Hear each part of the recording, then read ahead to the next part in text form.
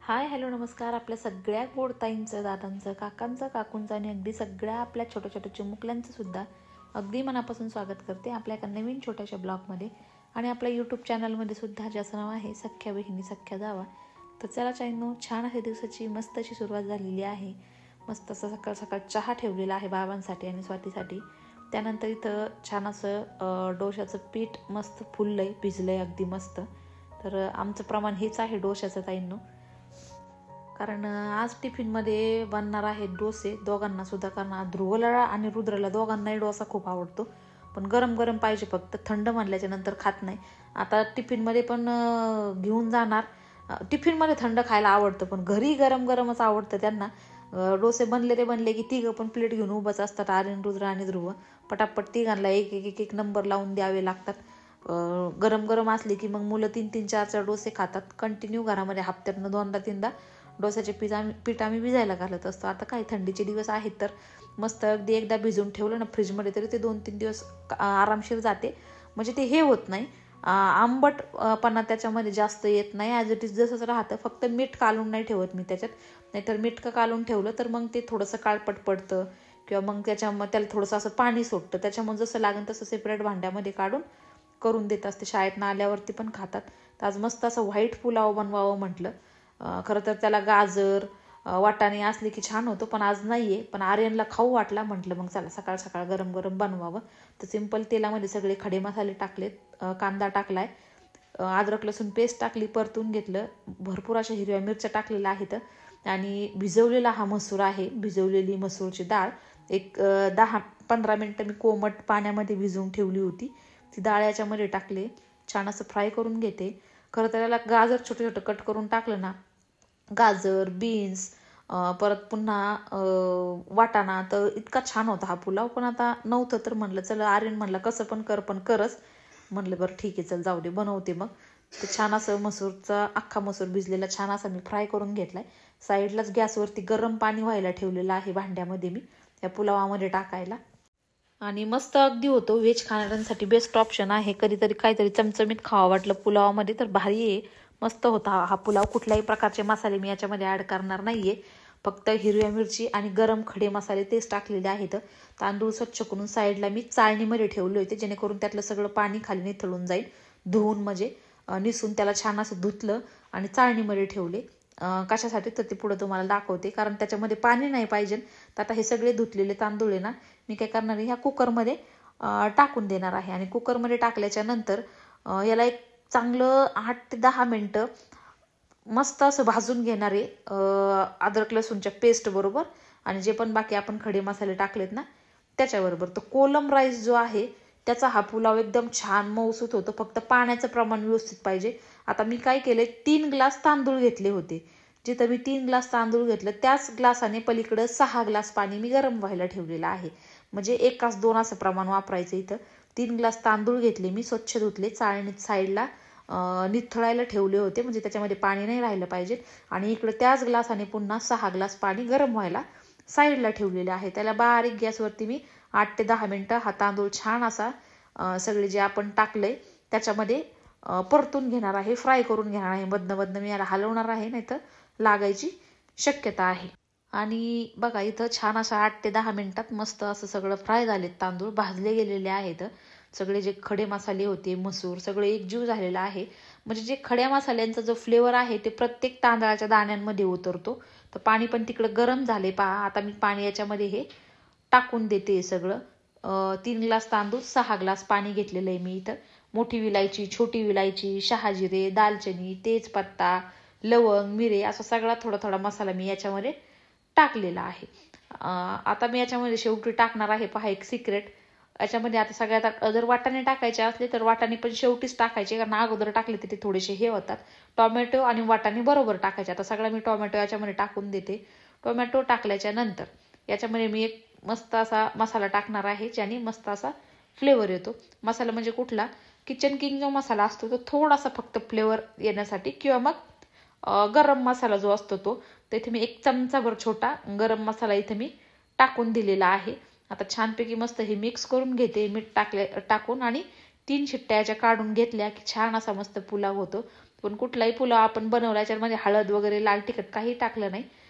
बिर्याणी मसाला जर असेल, व्हेज बिर्याणी मसाला, तो टाकला तर खूप छान, आणखी छान टेस्ट येते. पण आता नेमकं माझ्याकडे नव्हता म्हणून मी गरम मसाला टाकलेला आहे किचनमधला.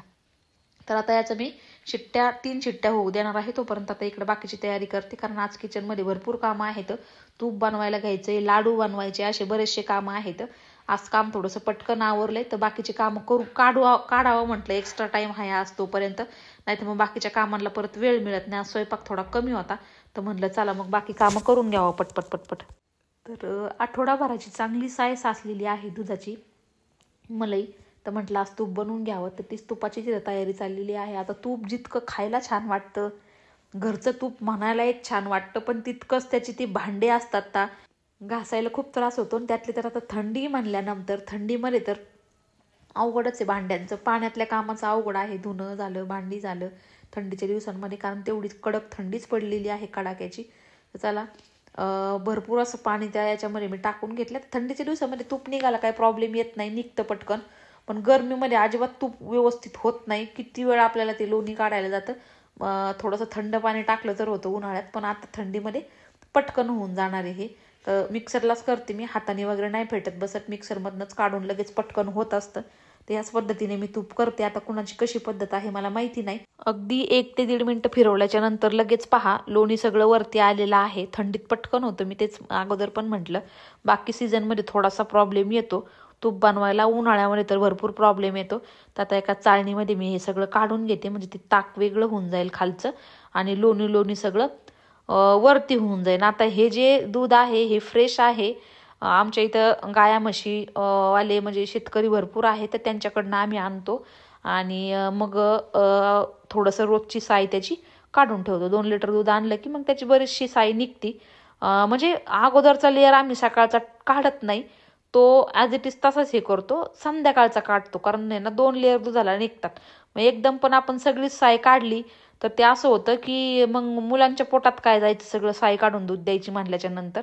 तर मग जबरदस्ती देत असतो. पण मग संध्याकाळचा एक परत साचतो ना, ती लेअर आम्ही काढत असतो ही.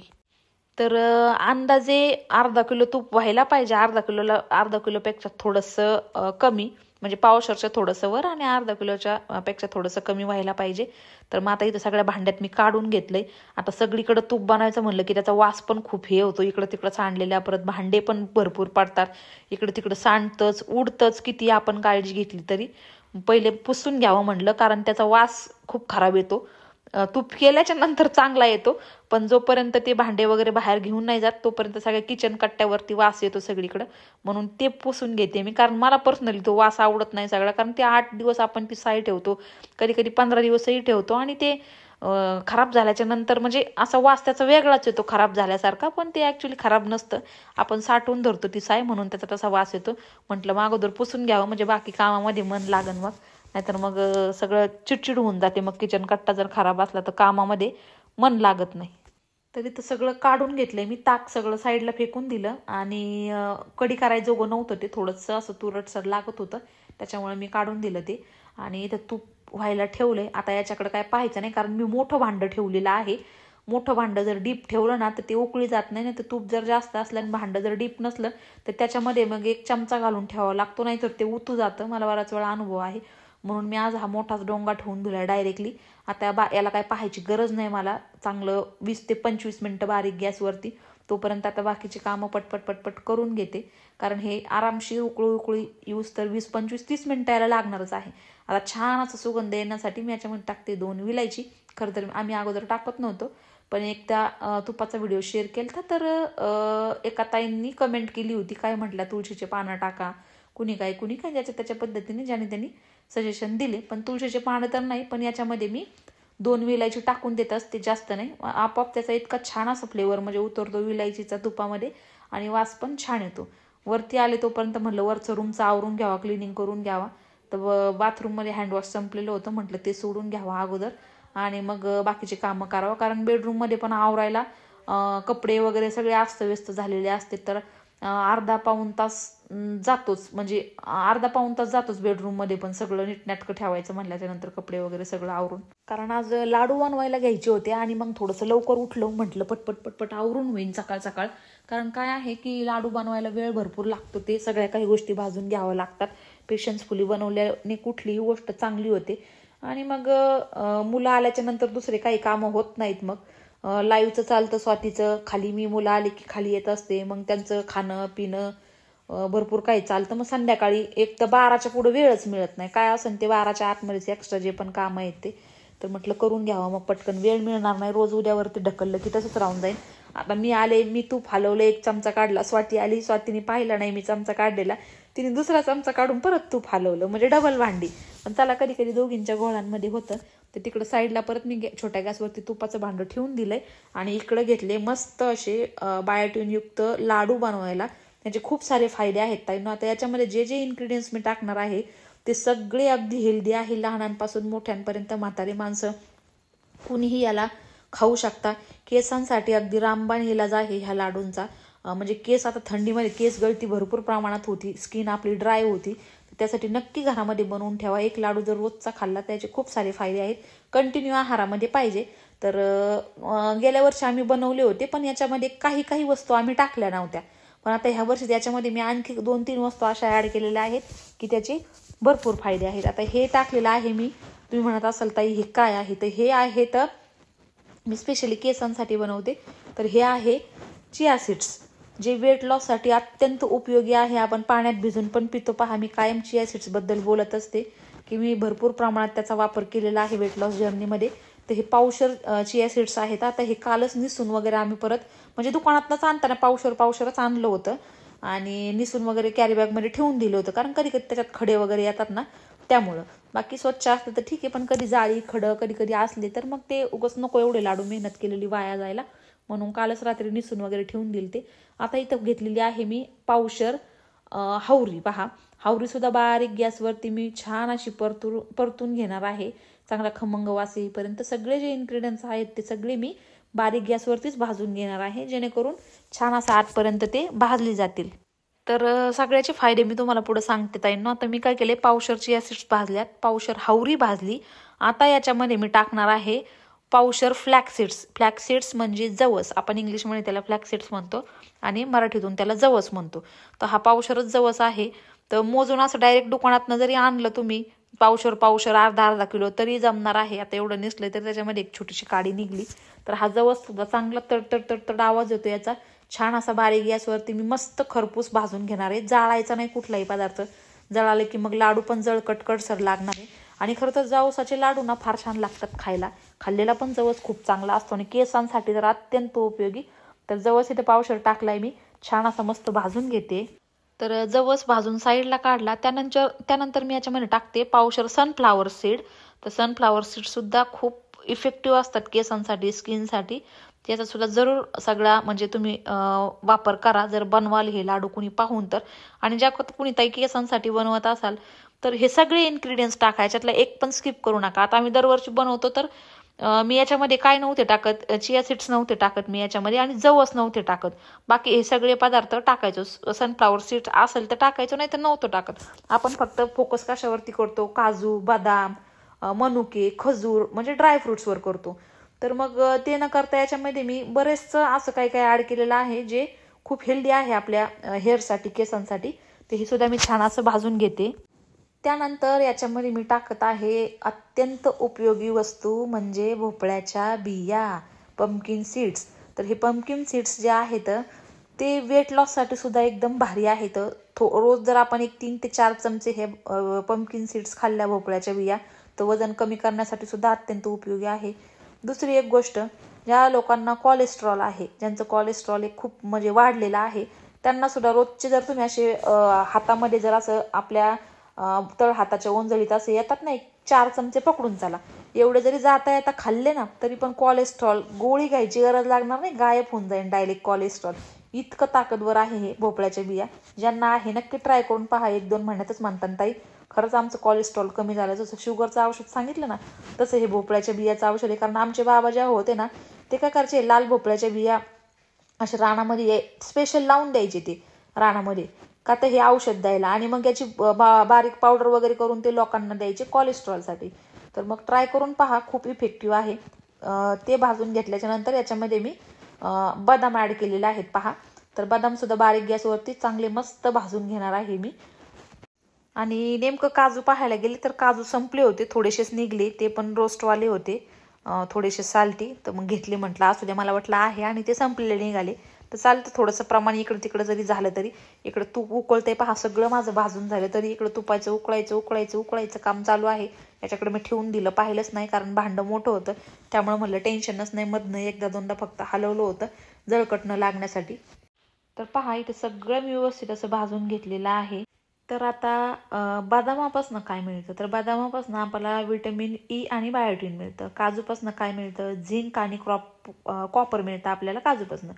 भोपळ्याचे जे बिया असतात त्याच्यापासून आपल्याला मिळतं पहा सेल्युनियम. आणि फक्त सेल्युनियमच नाही, फायटोथिरॉल्सुद्धा आपल्याला भोपळ्याच्या बियांपासून मिळतं. त्याचबरोबर जे सूर्यफुलाच्या बिया आहेत त्याच्यापासून सुद्धा आपल्याला सेल्युनियम आणि फायटोथिरॉल्स मिळतं. जवसापासून आपल्याला मिळतं ओमेगा 3 फॅटी ॲसिड मिळतं, म्हणजे ओमेगा 3. तिळापासून मिळतं कॅल्शियम आणि झिंक पहा. तिळापासून कॅल्शियम आणि झिंक मिळतं, जे की खूप म्हणजे गरजेचं आहे. आणि खजूरपासून मिळतं आयरन आपल्याला सगळ्यांना. काजूपासून जसं की झिंक आणि कॉपर. तर सगळं छान असं याच्यामध्ये हे झालेलं आहे. शेंगदाण्यांपासून मिळतं पहा प्रोटीन. शेंगदाणे सुद्धा मी भाजलेले होते तर ते ॲड केलेले आहेत. सगळे मस्त ऑल ओव्हर सगळे ड्रायफ्रुट्स याच्यामध्ये आलेले आहेत, जे की हेअरसाठी खूप असे लाभदायक आहेत. म्हणजे केस गळती आणि थांबू शकते बाबा, एक लगेच नाही, असं नाही ती एक लाडू खाल्ला आणि 2 लाडू खाल्ले आणि लगेच थांबल, अजिबात नाही.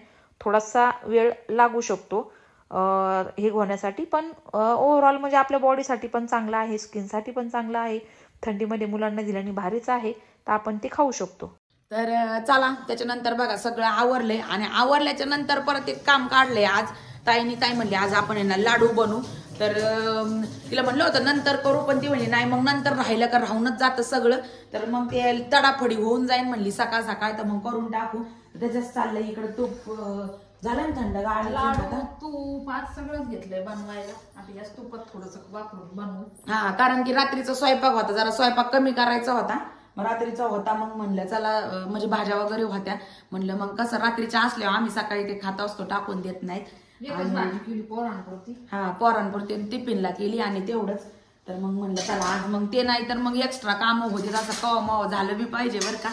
तर मस्त झालंय ना हे. 8-15 दिवसाच होतं आपलं तूप. 15. ही बॅरी ताई तुला आठवतं का ग, आजी आपली कामाला जायची तिकडून आणायची अशी बॅरी आणि साखर काढून मग खायचो. आवडायची, मस्त लागते.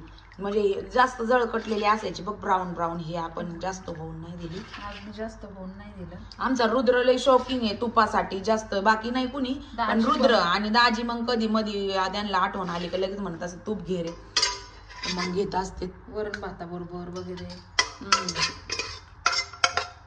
ती म्हणलं आणि तुपाचे भांडे म्हणलं की बापरे नकोच वाटत, कारण की गरम पाण्याशिवाय ते व्यवस्थित साफ होत नाहीत, आणि याला मात्र गरम कडक पाणीच लागतं. नाही तर या भांड्यामुळे तर तूप करायला नको वाटतं, पण केलं नाही तर कोण दिन आपल्याला तरी आणून. विकतचं किती आणलं तरी पुरत नाही, त्याच्यामुळे मग म्हणलं एवढं फ्रेश तर नाहीच भेटू शकत. त्यात विलायची टाकली होती का? मग आहे. आम्ही पहिले नव्हते टाकत, पण तुमच्या माग कमेंट्स आलत्या की बाबा त्या टाकीत जाताई, फ्लेवर चांगला म्हणजे येतो, तर मग तेव्हापासून टाकीत असते ताई. तर मग मस्त आता एवढं बरंच लय झालं ना, थंडीत झालाय हा एक प्रकारचा. हा, आणि थंडीत खाल्लं पण पाहिजे तूप बघा जास्त. आता हे फेकून देते का? नाही, साखर काढून लय छान लागतं, मी खाणार आहे, मला आवडतं. मी पण ते बघा पावशेर, जवळजवळ पावशेरच्या वरती तूप झाले बघ ना. पण स्वतः यावेळेस कमी झालं ना, तर अर्धा किलो तूप निघतं बरोबर. अगं बाई, ह्या साई कमी होती बाई आताची. नाही होती, पण काय माहिती कमी झालं वातावरणामुळे, काय माहिती. चला आता लाडू बनवायला. थंडीत जास्त लोणी निघतं म्हणजे, लोणी थंडीमध्ये पटकन तूप होतं, मिक्सरला लावलं की पटकन लगेच लोणी वरती येतं. पण काय माहिती यावेळेस काय झालं, कमीच निघलं. म्हणजे माझ्या मते तर नाही, तर अजून थोडस निघायला पाहिजे होते, वाटीभर छोटी. चला असं थोडं मम्मीला म्हणलं खाली खोबरं मी कुठून आणून दे आम्हाला पोरांना पण शाळेत जाताना सकाळी एक लाडू खाल्ला की बॉडी गरम राहते आणि ते पण होईल. खारी खोबऱ्याचे आम्ही करत असतो ड्रायफ्रूटचे त्याची थंडीत, पण आता ह्यावेळेस म्हणलं थोडे बायोटिन युक्त बनवावं लाडू, थोडं बरचसं त्याचं म्हणजे सांधे दुखत नाही, म्हणजे बरेचसे फायदे आहे. केसांसाठी फायदा आहे, जास्त केस जर गळती होत असेल तर एक लाडू हा सकाळी खाल्ला तर चांगलंच आहे, म्हणजे सगळ्याच गोष्टींवर रामबाण उपाय आहे. आणि आजकाल तर बाबा थंडी सुरू झाली की डोक्यामध्ये कोंड्याचा प्रकार आणि केस गळतीचा प्रकार, म्हणजे लाडूने केस गळायचे कमी होत. आणि पण ज्याचे नाही त्याचे पण, म्हणजे जसं उन्हाळ्यामध्ये आणि एरवी दुसऱ्या वातावरणामध्ये जसं हे होतं तसं हे उन्हाळा आपल्या थंडीमध्ये जास्त सगळ्यांनाच केस गळतीचं आणि हे होत असतं. म्हणलं चला हे ट्राय करून बघू आता आपण, तर याने कमी होती म्हणतात, मग पाहू आता. मी सीडलेस पहा खजूर घेतलेली आहे, म्हणजे बाजारातूनच अशी आणली होती की त्याच्यामध्ये बियाच नाही येत, बियाच्या सगळ्या काढलेल्या आहेत. सगळं हे छान असे ड्रायफ्रुट्स आपले मस्तपैकी थंड झालेत. आता मी याला आहे ना मिक्सरच्या भांड्यामधनं बारीक याची पावडर करून घेणार. लय बारीक पण नाही, म्हणजे जसं आपल्याला पाहिजे तसं आपण करू शकतो. 2-2 बाउल भरून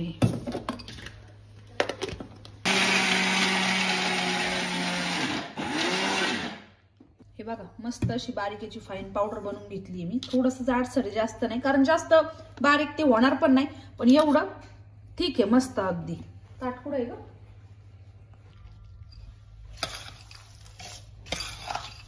जाऊसामुळे इतका छान खमंग वास सुटलाय ना, कारण सगळं भाजून घेतलंय मस्त असं, आणि लय टेस्टी लागतात हे. तर पाहता येईल छान असं मस्त पहा हे बारीक करून झालंय. जवळजवळ 2 ते 3 किलो असेल हे.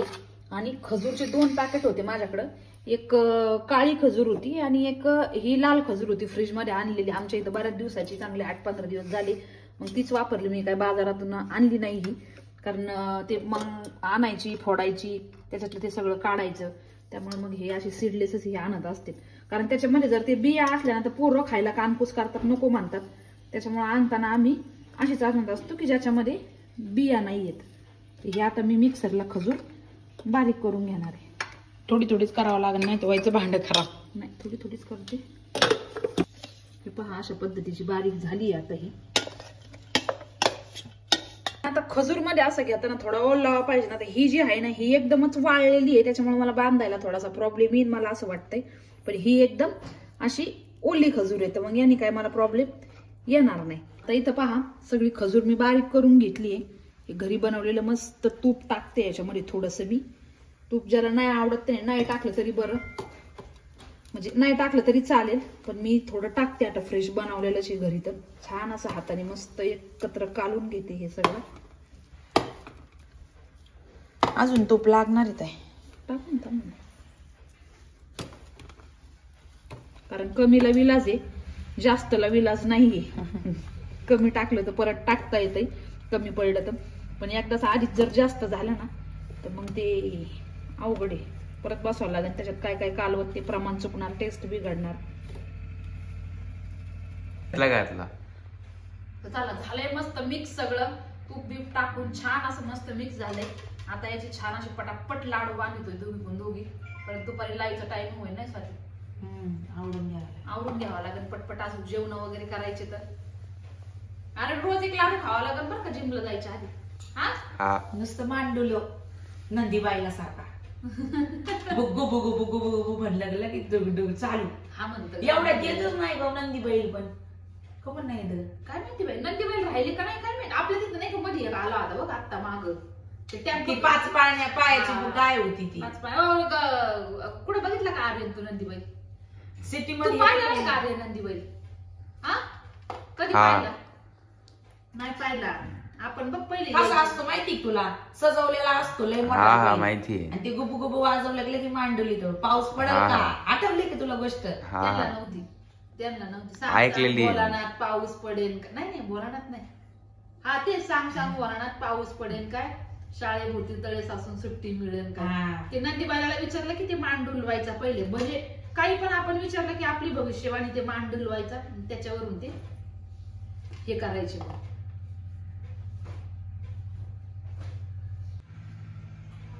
अगं ऐक ना, तर मी एक काल कमेंट वाचली होती की कुणीतरी अशी कमेंट केली होती की दळणातले खडे काढायला मॅग्नेट भेटतं.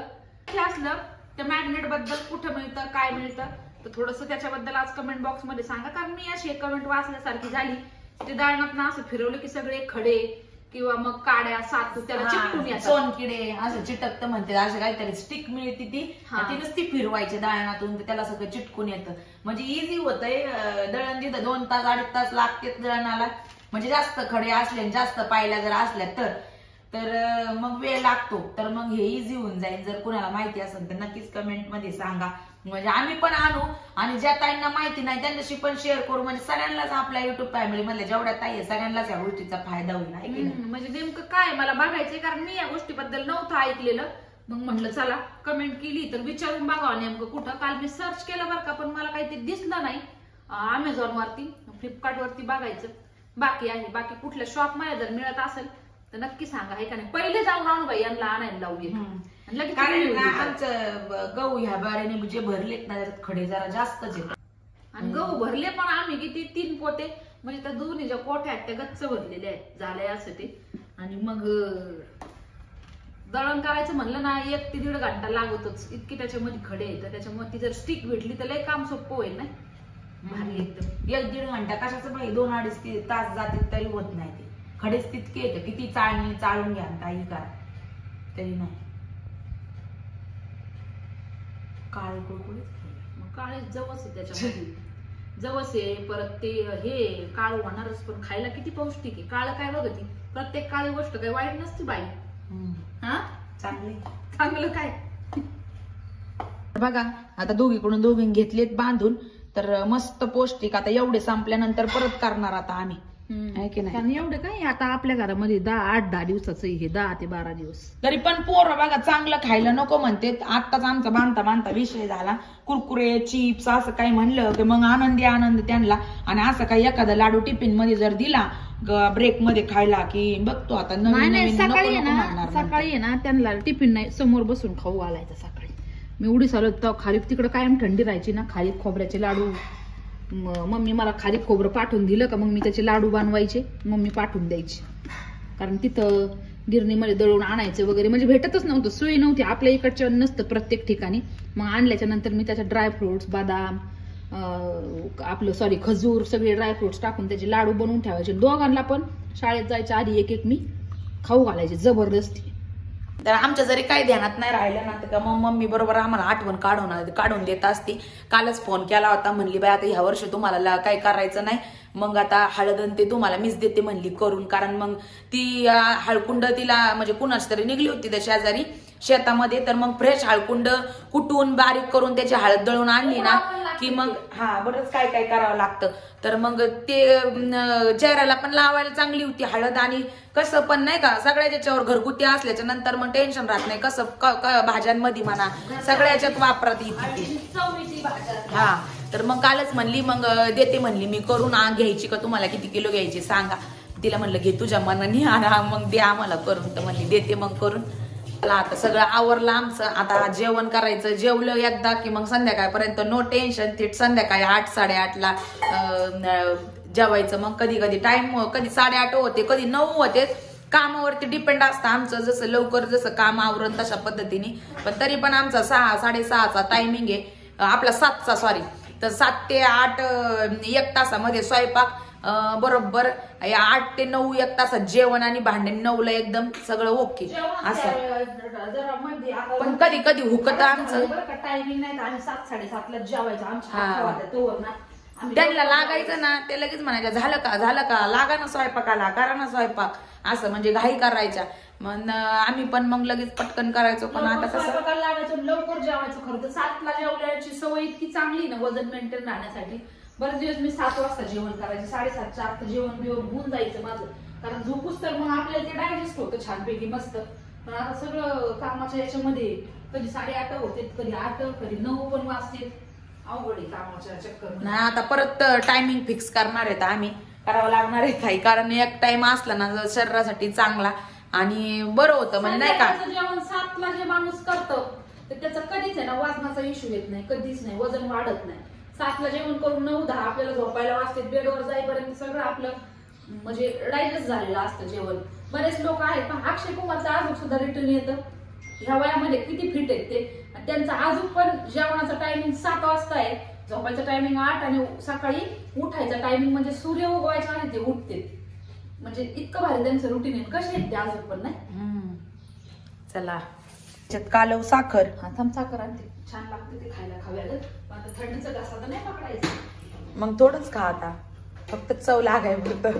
एकदा तोंडाला लागलं काय नाही. जिभेवर कंट्रोल ठेवायचा बाई. तू सांगते का मला चहावाली? चहा काय बाई, चहा तुझा चहा मी करमणूक नाही, तुझा चहाच मी हे करणार आहे आता. तुझ्या चहावर मी एक रील बनवलेली. बोर झालं चहा, डोकं दुखत चहा, खुशी यायची चहा, डल झालं पण माणूस एवढं लगेच करीतच चहा. नाही ना मी. सकाळी नाही, एक टाइम सांगते संध्याकाळी एक बाकीच्यांचं टाइम. सांगते मी. एनर्जी आणायची चहा, म्हणजे प्रत्येक गोष्टीला चहा. छोटी मोठी पार्टी असली, मैत्रिणी आली चहा. म्हणजे चहाचा असा चहा लय लोकप्रिय आहे सगळ्यांना. कालवच पण स्वाती एवढा नाही पेत, 2 टाइम पिते. तरी संध्याकाळी तुला होतीच आहे. 2च टाइम त्याला, ते पण एक्स्ट्रा कधीच नाही मापात. पहिले 1 टाइम होता, आता 2 टाइम झालं ना. तर चला मैत्रिणींनो, आजचा व्हिडिओ आपण इथंच थांबूयात. भेटूयात आपल्या उद्याच्या व्हिडिओमध्ये. तोपर्यंत व्हिडिओ पाहिल्याबद्दल सगळ्या ताईंचे अगदी मनपूर्वक आभार मानते. धन्यवाद सगळ्यांना.